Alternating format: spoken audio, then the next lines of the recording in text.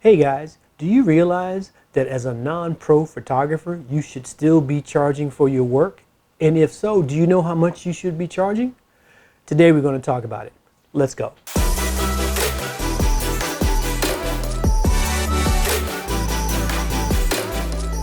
Hey guys, I'm Rusty with Rusty Brown Photography. Thanks for coming back to the channel. So glad you guys are here today.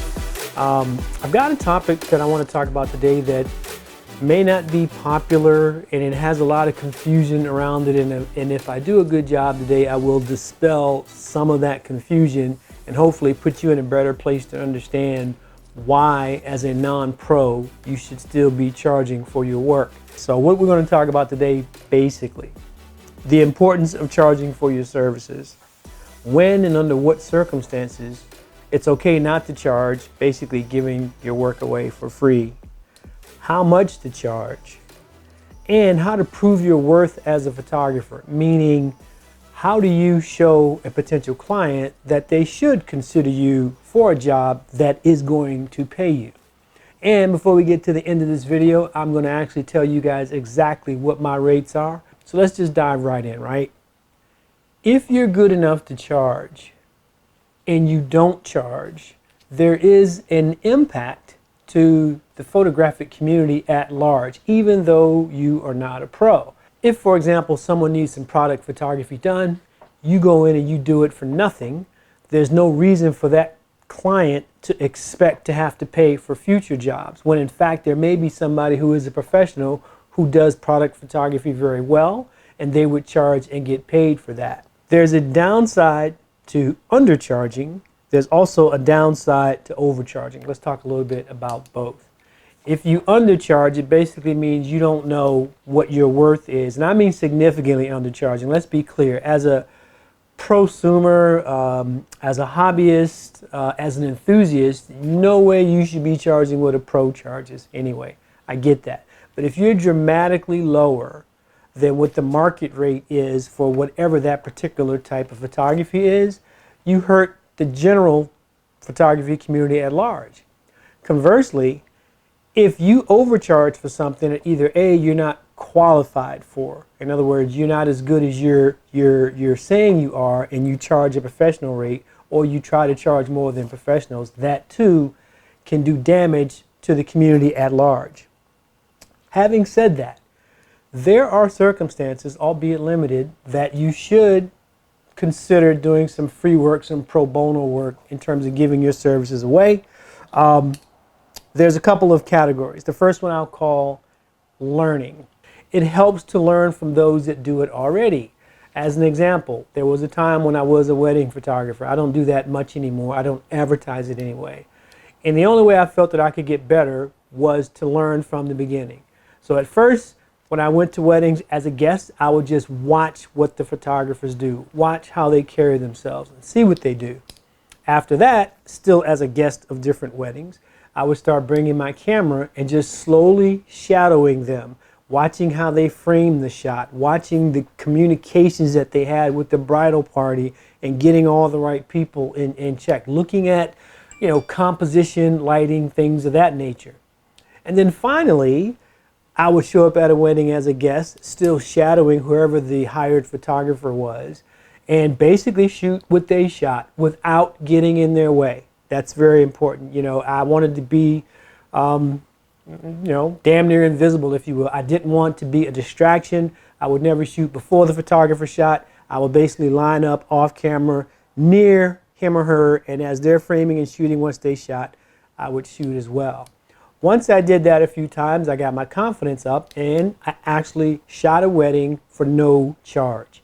That's a very risky proposition because someone's putting their trust in me where there is no pro, there is no backup. If I take this job and I screw it up, they don't have any photographs of their wedding. And I'm sure you have all heard different horror stories about some photography thing that went horribly wrong at somebody's wedding. You can't get that time back. So you don't want to do that last move until you're really, really sure. Once I did that, everything went really well. From that point forward, I started charging for weddings. The second area that I talked about was owing someone. And it's what it says. There are certain people today who could call me up and ask me to do a job for them, and I would not charge them.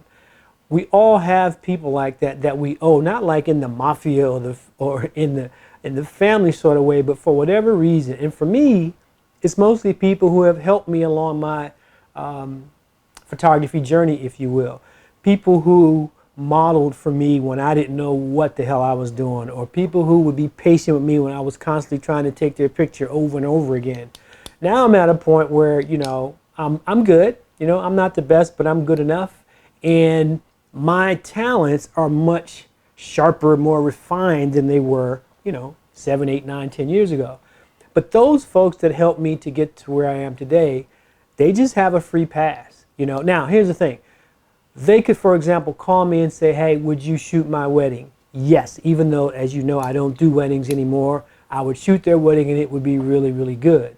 However, they can't call me and say, hey, a buddy of mine is having a wedding, would you shoot it for me for free?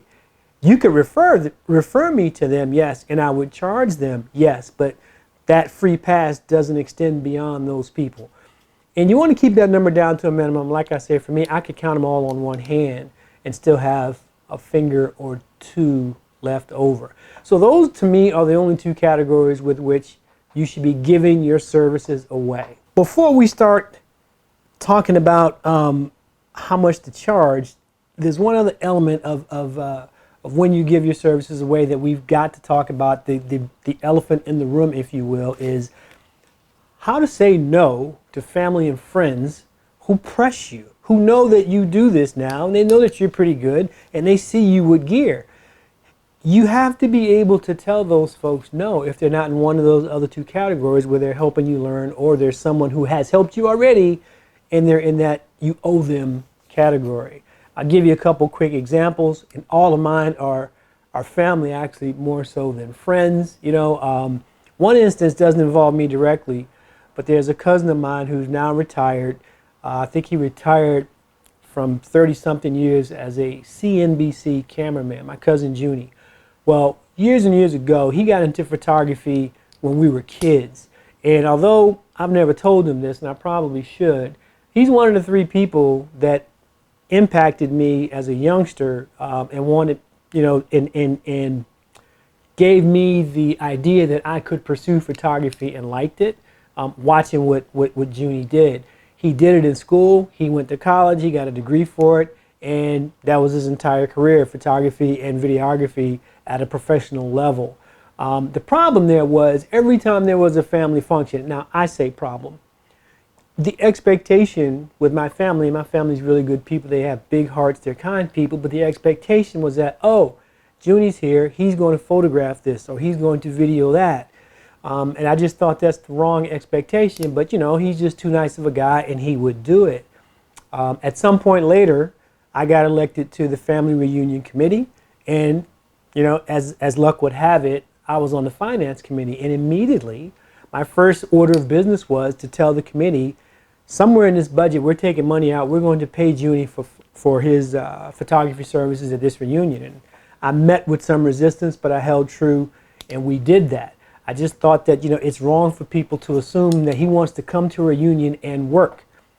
That was successful. We got him some money. The following reunion, I actually contracted it out to someone who's not a family member. Even better, because that meant that Junie could come, hang out, have some hot dogs and some cold ones, and just be a member of the family without being, you know, called over to photograph this. Or did you see so-and-so just got here? Could you please give me a picture with that? That's a pretty bad situation when people just assume that you're going to do that.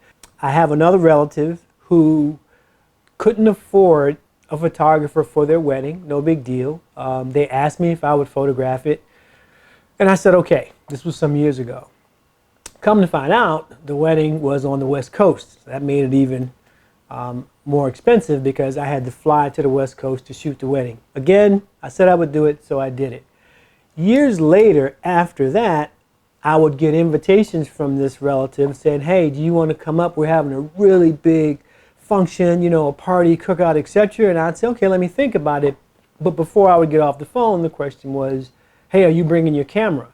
And that was always an appendage to them inviting me somewhere. And I took it as basically since I shot your wedding for free and you really like the images, the assumption is I'm going to come to your function and shoot that for free.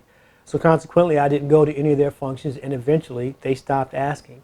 The last example involves another family member who stumbled across this very channel at some point last year and reached out to me and said, hey, I see you out there, you're doing this thing. Hey, that's really, really good. Could you do a shoot, for me and here? And I was like, absolutely. I'm going to send you my price list and we'll start from there, and I'll give you a family discount once you see that price list. So take a look at this and then let me know. Never heard back. Mind you, it had been years since this person has contacted me before that instance. They saw the YouTube channel and thought, oh great, there's a family member, and then I would just throw all my gear into the truck, drive over to their residence to do a family photo shoot for them for free. So as uncomfortable as it may be, you have to learn to tell family, probably more so than friends, no. And like I said, in some instances, I just don't show up to certain things with my gear, and that just keeps people from asking. Now, to the core of what this video is going to be about, we're going to talk a little bit about how do you know how much to charge. And for that, I'm going to give you guys a resource that I hope you hang on to for quite a long time. It's a website called fash.com, F-A-S-H. Let's take a look at it. Okay, I think this is a really great site. It's called Fash. This site is not only for photographers, but also for potential clients. Everything you ever wanted to know about pricing is here. There's all types of graphs and data to back that up. It talks about the average photographer cost. The table of contents is exhaustive. It covers everything, as you can see here. Portraits, family events, how much do photographers make, packages and rates, individual rates, freelance stuff. And it just scrolls through all of them, and it gives you an idea, if you look at this particular chart, with the green being high and the blue being low, what the rates are based on what your skill set is. And for the record, I fall here in the semi-pro category. But as you continue to scroll, you'll see the different rates for hourly and per image. Just as a heads up, for me personally, I don't charge per image. Everything I do is per hour or per package. And then going back to the titles of what the different categories of photographer are, you can see here, hobbyist, amateur, etc. So if you go down to semi-pro, where I said this is me, look at the definition. Mostly part-time photographers with a strong education in the field and more than 1 year of experience. Then you get into pros, freelance, different rates, hourly rates, day rates. And again, I haven't scrolled through half of it yet. It talks about average photographer salary, pricing guides. This is very important, this graph right here. The average cost from a wedding to a maternity shoot, drone and aerial photography, headshots, food photography. If there's a category of photography, it's probably listed in this graph. And again, these aren't all-encompassing figures, but they're very close. Average wedding, how much do these things cost, right? $1,500 to $3,500. I've seen some go higher, like you see down here at the bottom, $10,000. Engagement photography, family photos. Again, at this particular site, fash.com, and I'm linking this in the description, everything you wanted to know about prices, different categories of prices, and skill sets of photographers. Look at this: band photography, lifestyle, models, nature, construction. It is all in here. So one of the things that I do is I use this whenever I'm pricing a job. When I send a quote, I say what it is that I'm going to do. I include a link to that site because I think it's eye-opening to some potential clients to see like, oh wow, that rate the Rusty's charging isn't the highest, and there are some a lot higher. And giving them that source. And there's an area that I didn't show you on the site, but you can do it by state, by a lot of different factors. You can really dive in and play with that. But I think it's very helpful to you as the photographer, and extremely helpful to level set with a potential customer, because I guarantee you, if you send a quote, a response back, and you include that link with that page, and they don't write you back, they either A, thought they were getting it for nothing, or B, they're not prepared to pay for those services. The next thing that we wanted to talk about was how to prove your worth as a photographer what do you need to show so that someone can actually hire you? And I think there are a couple of things. The first is a portfolio.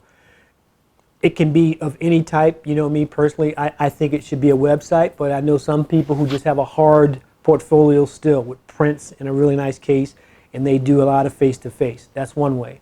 A website is another way. If you want to use Instagram or some other platform, I'm sure you could.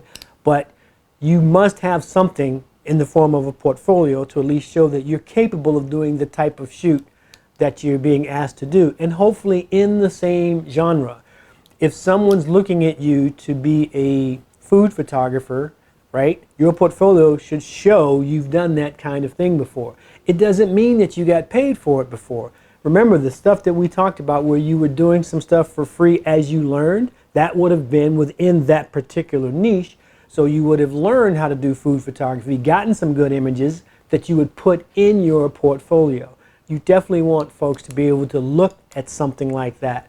The second thing that you have to do, or have, I think, as part of proving your worth, is the ability to show past performance, allowing your potential customers to contact a former customer, some form of a reference, being able to say, yes, I did a job for so-and-so and they were really happy with it. Again, if you had a website, your customer satisfactory surveys that you do after a shoot would all be in there, and they could see on the website all the work you've done in the food photography space and customers' ratings, 5-star for this, 5-star for that. Oh, he or she was really, really on time, thoughtful, etc. Those are the two things that you definitely want to have in place before you bid on a job. The last part of that would be to ask yourself two questions. Why should someone hire me to shoot XYZ? XYZ is whatever you do. And secondly, would I hire me to shoot XYZ?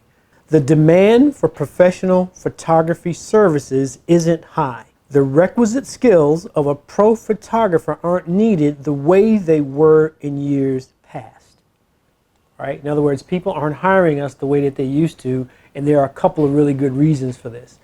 The first one is what I would call speed of delivery. Typically, they hire you for a job, you're going in to do some corporate headshots for a company. There's a significant amount of time between the time you get on site, you do the shoot, you do your edits, and you get things back. People want things right away, like today. And that leads to the second reason that we don't get hired as much anymore, and it's the technology. This kind of technology on a smartphone. These devices are very, very good, and if you know a little bit about photography without knowing a lot, you can actually get some really, really good results. Just from a film perspective, these devices are doing 4K video now. Think about that for a second. I'm recording this video on a specialized camera that does 4K video, and it has a lot of neat features in it, like if I'm out in the field. But for this type of environment, talking head in the studio, I could just as easily have this smartphone mounted on that tripod, and you would not be able to tell the difference. If you go online today and look at Apple's new commercial for the iPhone 13, you see them showing how they're making 4K movies with a Western, with a military film, with a love story, with one of those action things where they bust the door down and run down the hall. All of those are legitimate and being shot with a smartphone. Back when the 11 or 12 came out, they did another series of commercials that children made. Kids basically took that iPhone and made a film during the winter about snowball fights and things like that, and it looked cinematic. So the same thing is true with photography. For most types of photography, again, corporate headshots, things like that, if you've got decent lighting, technically you could knock that out with a phone and it's done already. So the time element isn't there anymore because you can get it, you can offload it, you can deliver it, you can put it in the corporate directory, and you can move on to the next big thing in a day. You can't do that if you hire a professional for that. So there will always be things that this can't do that you can with the gear that you have, but you must understand the technology and the drive that people have for right now, I must have this right now, is basically pushing a lot of really good photographers out of work. One of the things that I wanted to point out was that, as you guys know, I went to school for photography only because I really wanted to get into the meat and potatoes of it. I wanted to understand the tech. I wanted to understand every element of photography, right? So in doing so, you have to take some courses that may not be in your particular field of photography. One such course for me that I had to take in 2016, 2017 was photojournalism. That's when I really began to understand how the industry is changing. I was fascinated with the things I learned in photojournalism, with the fact that you had these really, really good photographers on the ground in some pretty hairy situations, war zones, and things like that, that they would basically be paired with a journalist. They would shoot the environment, whatever it is. Then it has to go back to someplace else where these things are chosen, edited, and then published. Well, it was in that particular class that I learned that the technology had to change. And my instructor, she was really good. She gave me this book, and it's called The Bang Bang Club, and it was an eye-opener. This was a story about photojournalists on the ground during the heart of apartheid. In fact, the foreword is actually written by Desmond Tutu, Archbishop Emeritus of Cape Town, South Africa. I can tell you that not everybody lived, but they loved what they did. But again, this was during an era where the journalist had a photographer, the photographer had to capture everything, send it back. What happens today, professionally I should say, is it's tough to find a degree in photojournalism today. If you want to be a journalist, now they actually have blocks within your core curriculum that teach you how to be an excellent smartphone photographer. Again, go back to speed again. The object here is you have to be able to use a device, capture it, shape it, and get it to social media quickly. That's what today is like, as opposed to what was going on back in the days of apartheid or in some of the other wars. It's tough now to be a professional photographer, and hopefully those of you that are in my audience didn't come here for that. I didn't come here to be a pro, but recognize you have skills, talent, and equipment that is worthy of a pro, and some of your shooting is pro-esque, and therefore you should feel very comfortable charging for your services. So if you stayed this far, thank you very much. Now I'm going to give you that bonus content I talked about. I'm going to tell you exactly what my rates are right now as 2021 comes to a close. My rate is $125 an hour with a 4-hour minimum. But I do have some instances where I put things into packages. Good example. A family wants me to do a family portrait session of their family, right? So let's put a fake family together. Let's say we have a family of 4, 2 parents, 2 kids. They want to do a shoot, an environmental shoot, meaning it's not in studio. If it's in studio, it's going to cost a little bit more because I have to rent the space. So an environmental shoot means at their residence, at a park, downtown, doesn't matter, right? You pick this site. 2 parents, 2 kids, right? What I would give them in a package, remember my rate, $125 an hour, minimum 4 hours. But for $350 flat rate, I will shoot the entire family with multiple backgrounds, meaning if we're outside at a park, one backdrop would be like the woods, you would see the trees, another might be the lake, etc. The entire family. I shoot the parents only. I shoot each parent individually. I shoot the children only. I shoot each child individually. The client gets to pick 2 images from each one of those, right? So they'll get 2 that they get to pick for the entire family, 2 from the parents only, 4 when you look at each parent because it's 2 for each one, 2 for the children only, and 4 for each child individually. That is a total of 14 images. On average with that type of shoot, I'm 2 hours on location, 4 to 6 hours editing, 2 hours finalizing and getting it ready, whether or not I'm going to give them a private link that they can download full-size images, or whether I put it on a thumb drive and have to mail it to them.